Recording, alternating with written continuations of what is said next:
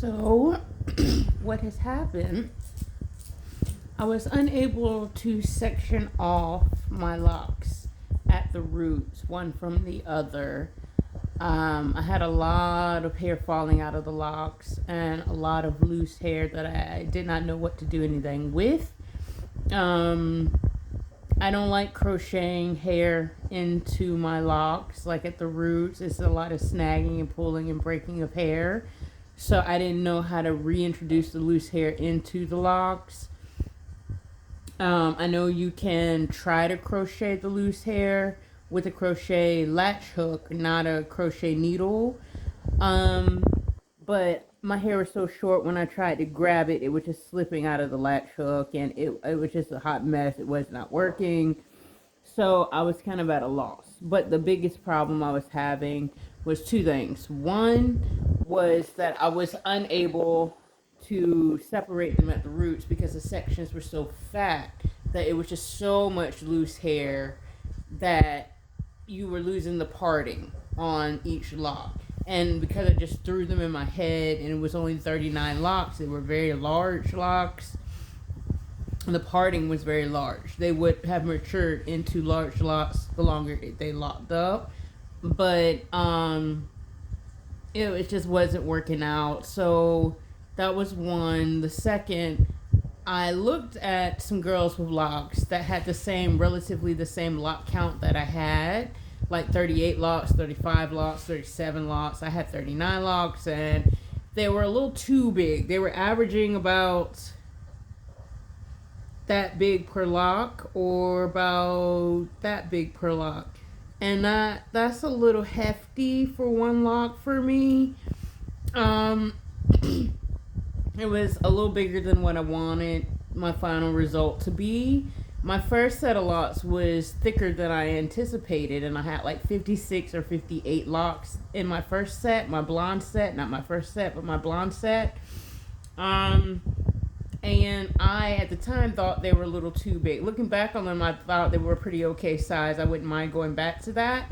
I wouldn't mind going a little bigger than that, but I wouldn't want anything like 3 to 4 times as big as those, which is what 39 locks would have wound up being, at least twice to 3 times as big as that. Somewhere between 2 to 3 times as big as that, like 2.5 times bigger than what they were. So I took them out and decided I'm going to let my hair grow out longer so I can get smaller sections in there. With my hair being as long as it is, like, it's grown out a lot since I put that set in there. So I could even put a new set in right now and get a smaller section with twist and rip in there. But I want to ensure that I can get at least a good 50 locks out of it, and I want to put proper rows and sectioning in there so when they start to marry at the root, I can just go in and grab 2 locks and pull them apart, grab from the next row up with the lock that I just pulled from the next lock and pull those 2 apart, and from next beside it and pull those 2 apart, and just section everything out because I don't want to retwist my locks. I want a semi-freeform lock. So I want my roots to just grow out the way they grow out. You know, put a little moisturizer on them so they can be wavy at the roots the way my hair looks now. I just moisturized it and it's still wet. So I wouldn't mind my roots looking like this, just curly hair. But I don't want to retwist it and have those perfect locks and seeing your scalp all through each dreadlock or each lock. You know, I don't want that. I want my scalp to look the way it looks now and just have my locks growing out of it. So really was just getting up here to let you know that set of locks was a fail. It just didn't work out. It had too much loose hair. At least a third of my hair was loose, or at least a fourth, probably about a fourth to be more realistic. About a fourth of my hair came loose, and I didn't want that much loose hair in between my locks because it was just so short. It was just pulling out of the locks at the roots, and it just wasn't working out very well. So I took them out. But I do like, now that my hair has grown out a little bit, my tiny high poof. And I'll just keep growing it and keep wearing this style. I do foresee I'm going to stay away from the synthetic locks. I just saw this. It wasn't really an article as much as it was breaking news, as like a news alert, that there was like several dozen or like a dozen or more harmful chemicals in the synthetic hair that African American women have been using in our hair. So that is the braiding hair, the twist hair, the kinky hair you use for high poofs, like not high poofs, but like like high poofs. Like if you use braiding hair and you just put a poof, mold it into a poof, and you just have a poof of like what I've done in the past videos, just a poof of hair, black or blonde or whatever, red or whatever color you want to wear. There's a lot of harmful chemicals in the synthetic hair. So I am trying to steer clear of that because I've noticed my hair growth has slowed down tremendously over the last like 5 to 6 months. Where my hair is now, it would be double this on a normal 6-month window, because it was about this long and it's up to here now, but it would have been almost double as long as this in 6 months time for normal average hair growth for me.